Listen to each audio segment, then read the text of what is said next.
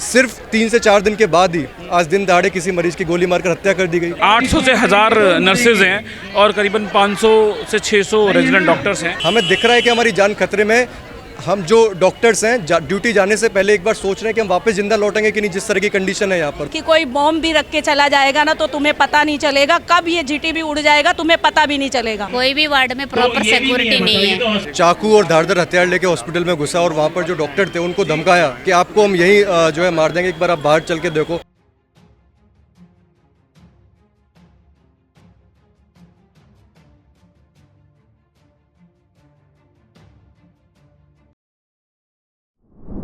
नमस्कार, मेरा नाम हसन रजा है। आप देख रहे हैं तेज तर्रार। इस वक्त मैं मौजूद हूं दिल्ली के जीटीबी अस्पताल में और आपको बता दें कि यहां से एक दिल को दहला देने वाली घटना सामने आ रही है। आपको बता दें कि 18 साल के बदमाश के द्वारा अस्पताल में घुसकर एक मरीज की बेरहमी से हत्या कर दी गई, जिसके बाद से ही यहां के डॉक्टर अस्पताल के सुरक्षा व्यवस्था पर सवाल खड़े कर रहे हैं और विरोध प्रदर्शन कर रहे हैं। आइए जानते हैं कि यहाँ पर वो और किस वजह से विरोध प्रदर्शन कर रहे हैं। सर, आपका नाम क्या है? जितेंद्र, प्रेसिडेंट। सर, यहाँ पर आप लोग क्यों विरोध प्रदर्शन कर रहे हैं? क्योंकि जीटीबी हॉस्पिटल की सुरक्षा व्यवस्था पूरी कोलैप्स हो चुकी है। प्रशासन की तरफ से कोई ध्यान नहीं है, उनकी तरफ से कोई जागरूकता नहीं है। बार बार शिकायत करने के बाद, बार बार उनको कोरस्पॉन्डिंग करने के बाद भी ना प्रशासन की तरफ से कोई कोई एक्टिविटी दिख रही है कि भाई हम इसको दुरुस्त करेंगे। बार बार करने के बाद भी आए दिन हर घंटे 2 घंटे के बाद इंसिडेंट हो रहा है, लड़ाई झगड़ा चल रहा है डॉक्टर्स के साथ, नर्सिंग स्टाफ के साथ, वर्कर्स के साथ। यहाँ पर कल एक मरीज को गोलियों से भून दिया गया। क्या इस तरह की और भी वारदात होती रहती है क्या इसमें?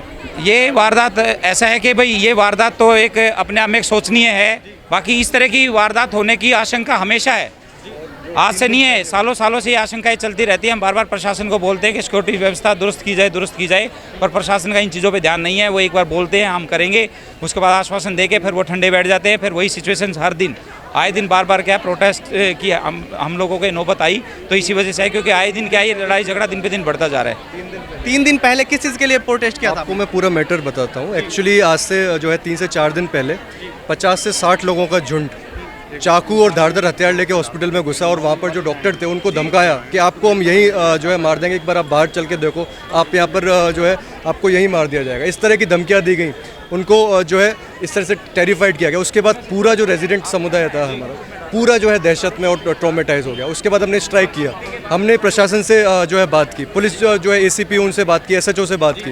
उन्होंने हमें आश्वासन दिया कि चलिए कोई नहीं, जो है ये सब चीज़ें हो जाएंगी। उन्होंने हमारे साथ मिलकर कुछ मांगे जो हमारी थी उनको भी बोला कि हाँ बदमाश क्या हुआ आपको बताता हूँ। सिर्फ 3 से 4 दिन के बाद ही आज दिन दहाड़े किसी मरीज की गोली मारकर हत्या कर दी गई। तो आश्वासन, this is a complete failure of law and order.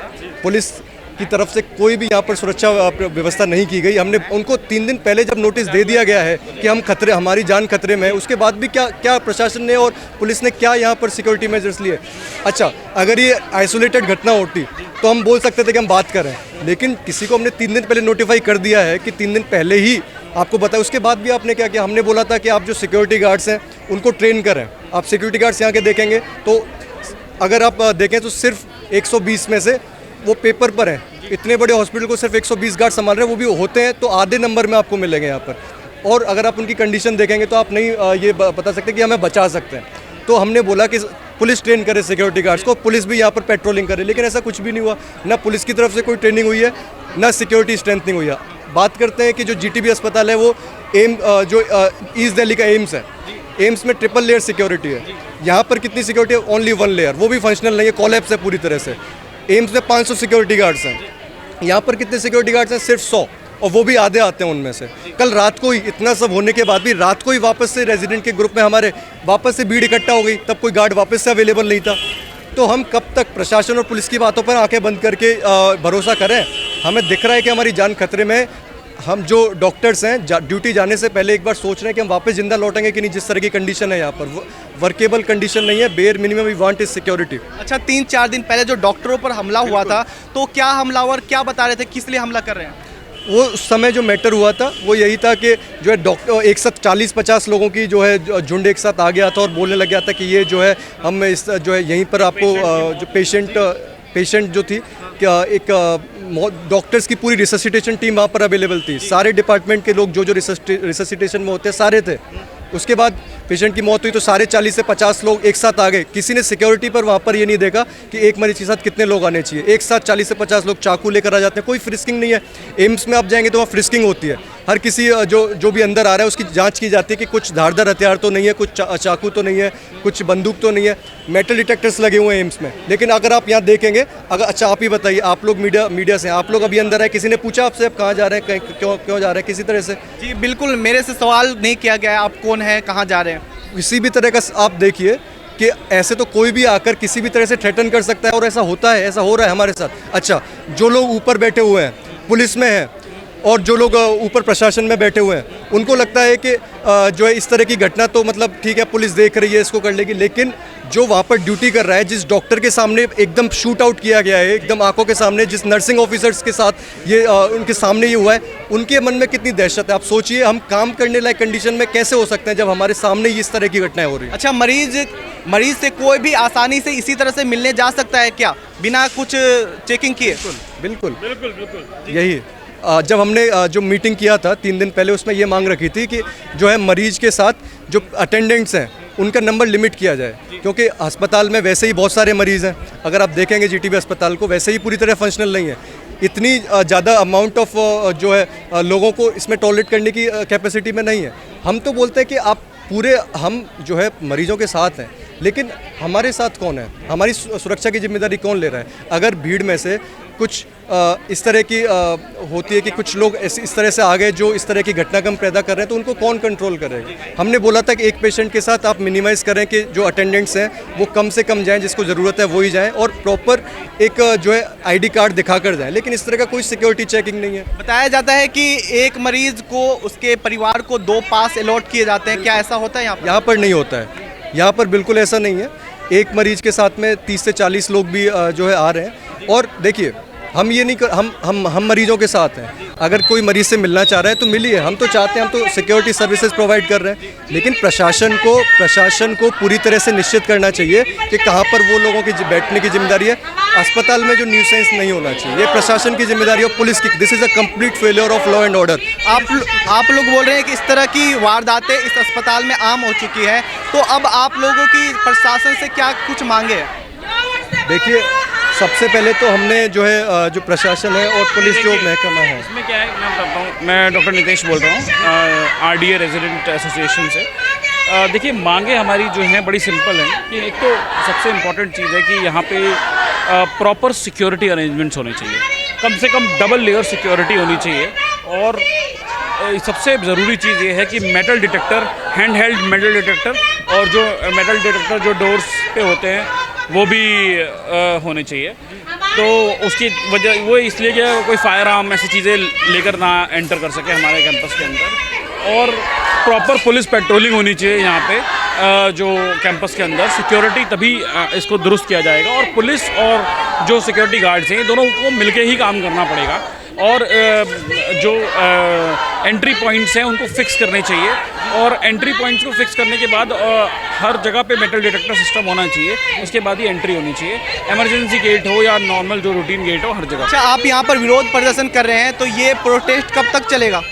ये प्रोटेस्ट तब तक चलेगा जब तक इसका कोई एक प्रॉपर सोल्यूशन नहीं निकल के आ जाता है, और सिक्योरिटी पूरी तरह से यहाँ पे दुरुस्त नहीं हो जाती, तब तक हम। यहाँ पर कितने डॉक्टर और नर्स प्रोटेस्ट कर रहे हैं? देखिए, कम से कम 800 से 1000 नर्सेज हैं, और करीबन 500 से 600 रेजिडेंट डॉक्टर्स हैं, और यूजीज़ हैं कम से कम 700-800 यूजीज़ हैं। ये सब प्रोटेस्ट हैं। आपका नाम क्या है मैडम? मेरा नाम संगीता श्रीवास्तव। आप डॉक्टर हैं यहाँ के? नहीं, मैं सीनियर नर्सिंग ऑफिसर हूँ। यहाँ पर आप क्या कुछ कारण है कि जिसकी वजह से विरोध प्रदर्शन कर रहे हैं? यहाँ पे कारण तो बहुत है जो कि पूरे नहीं होते हैं। ना पानी की सप्लाई है, पीने का पानी नहीं है जैसे, और जैसे अभी ये झगड़े हुए हैं, सिक्योरिटी की अच्छी फैसिलिटी नहीं है, कोई भी अंदर आ जाता है। कल इतनी बड़ी वारदात हुई है, तो इस पर आप क्या कहना चाहेंगे? मैं यही कहना चाहूँगी, सिक्योरिटी टाइट होनी चाहिए। जैसे पास वगैरह बने, वो एक जस्ट फॉर्मेलिटी है, पास किसी का चेक नहीं किया जाता। तो पास इनके पर्स के अंदर होते हैं, और एक से ज़्यादा पास भी बनवा लेते हैं ये लोग, और वो फिर एक दूसरे अटेंडेंट को सप्लाई करते हैं। और इससे क्या होता है कि क्राउड इतना ज़्यादा हो रहा है जिससे मिसमैनेजमेंट हो रहा है। एक्चुअली मेरा वार्ड 13 था पहले जब मैं नर्सिंग ऑफिसर थी, अभी मैं सीनियर नर्सिंग ऑफिसर हूँ, दोनों मेरे गायनी वार्ड है। तो मैं इस क्राउड को कहूँगी कि ये लोग जितने भी लोग आते हैं बाहर बैठ के पार्टी करते हैं, ऐसे नहीं होना चाहिए। अगर एक पेशेंट है तो उसके साथ एक अटेंडेंट होना चाहिए या फिर फीमेल अटेंडेंट होना चाहिए और मेल अटेंडेंट है कि चलो बाहर का काम कर ले। यहाँ पे तो 8-8, 10-10 अटेंडेंट होते हैं और ये मैं कई सालों से देख रही हूँ, क्योंकि मेरे को यहाँ पे गायनी वार्ड में करते हुए बहुत साल हो गए। इसके बारे में मैंने सिक्योरिटी गार्ड को हमेशा यही बोला है कि कोई बॉम्ब भी रख के चला जाएगा ना तो तुम्हें पता नहीं चलेगा, कब ये जीटीबी उड़ जाएगा तुम्हें पता भी नहीं चलेगा। ठीक है, तुम क्या चाहते हो कि सब मर जाएं यहाँ पे, ये तक बोलती थी, लेकिन कोई सुनवाई नहीं हुई है। मतलब किसी के जू ही नहीं रेंगती है। इतने सारे HODs हैं, सब देखते हैं बाहर वार्ड 13 में क्या हो रहा है, लेबर रूम में क्या हो रहा है, लोग पैसे दे देते हैं ये 4th क्लास को, और बहुत सारी मतलब हमारे यहाँ करप्शन भी बहुत है। तो हम इन चीज़ों से हमारा जो ड्यूटी है ना वो बहुत अफेक्ट हो रहा है, जिससे हम बहुत परेशान भी हैं और ये सारी चीज़ें हमारी मानी जाएं ताकि हम भी एक कूल एनवायरनमेंट में ड्यूटी कर सकें। हमारा यही मानना है कि हमारी मांगे पूरी करें और हम अच्छे से काम कर सकें ताकि पेशेंट केयर अफेक्ट ना हो। पीडियाट्रिक से कौन है? Good good. और ये पैच की स्ट्रेंथ है यार, बाकी दो का है। आपका नाम क्या है? मेरा नाम बीजी है जी बताइए, यहाँ पर आप लोगों की क्या क्या मांगे हैं? हमारे मांगे एक तो हमें प्रॉपर सिक्योरिटी दे दे। आज तो पेशेंट को मार के गया, ये कल तो ये बात हमारे ऊपर भी आ जाएगा। हमें कोई सिक्योरिटी नहीं है, कोई भी वार्ड में प्रॉपर सिक्योरिटी नहीं है। इसे 2 दिन पहले तो डॉक्टर को मारा था। उसके बाद हमारे एडमिनिस्ट्रेशन ने बोला हमें प्रॉपर सिक्योरिटी देगा, लेकिन दिया नहीं है। अब ये कल ये बात होगी, हमारे जान को पूरा खतरा है। हाँ, इसके लिए हम ये कर रहे हैं। उसके साथ साथ बहुत सारे मांगे हॉस्पिटल के, पूरा एक चीज़ है, बहुत सारे चीज़ें हमें नहीं है। इवन इतने गर्मी में कूलर की प्रॉब्लम है, AC का प्रॉब्लम है, पानी का प्रॉब्लम है, पेशेंट को प्रॉपर मेडिसिन नहीं है, सारे मेडिसिन बाहर से लिख के दे रहे हैं। यहाँ पर सिक्योरिटी क्या किसी दूसरे कंपनी को दिया गया है, प्राइवेट कंपनी को दिया गया है क्या? हाँ, वो है ना सिक्योरिटी दूसरा 8 साल 2 साल के बाद है ना, इन्होंने दूसरा कंपनी को दिया जाता है सिक्योरिटी, प्रॉपर एक का नहीं देते, अलग अलग है। अच्छा, यहाँ पे ऐसे ही सुरक्षा कितने सालों से ऐसे हो रखा? ये तो बहुत सालों से चल रहा है, सालों से चल रहा है, यही चल रहा है। हॉस्पिटल के कोई परमानेंट सिक्योरिटी नहीं है, ये सारे उन्हें अलग अलग लोगों को दे रखा है, ऐसा ही है। आपका कहना है कि ये हॉस्पिटल का हाल लंबे समय से ऐसे ही है।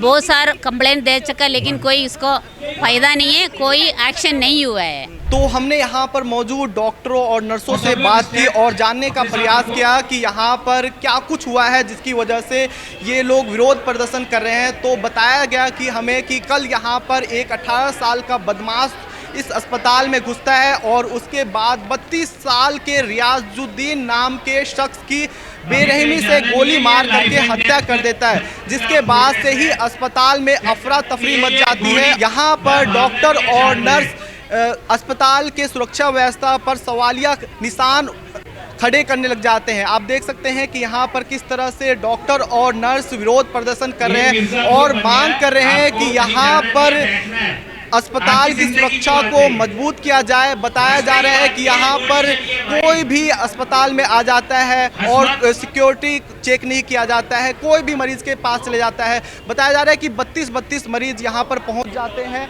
और इस तरह से सुरक्षा व्यवस्था को ख़राब करते हैं। आपको बता दें कि 18 साल के बदमाश के द्वारा इस वारदात को अंजाम दिया गया है। ये भी कहा जा रहा है कि 18 साल के बदमाश ने गलती से रियाजुद्दीन की हत्या कर दी और उसको हत्या करनी थी वसीम की। इस तरह से यहाँ पर और भी वारदातें सामने आती रहती है। आपको बता दें कि 3-4 दिन पहले ही यहाँ पर कुछ डॉक्टरों के ऊपर 40-50 लोग मिलकर हमला करने लगे थे और इस तरह से इस अस्पताल से ऐसी खबरें लगातार आ रही है। यहाँ पर डॉक्टर मांग कर रहे हैं कि यहाँ की सुरक्षा व्यवस्था को पुख्ता किया जाए। इस खबर पर आपकी क्या राय है, कमेंट करके बताएं और बाकी खबरों के लिए देखते रहे तेज तर्रार। कैमरामैन आशुतोष के साथ मैं हसन रजा। अगर आपको हमारी ये वीडियो पसंद आई हो तो इसे लाइक एंड शेयर करना बिल्कुल भी ना भूलें। इसके साथ ही हमारे चैनल तेज तर्रार को जरूर सब्सक्राइब करें और हाँ, बेल आइकन को दबाना बिल्कुल भी मत भूलिएगा, जिससे दिल्ली से जुड़ी तमाम खबरों की नोटिफिकेशन सबसे पहले आप तक पहुंचे।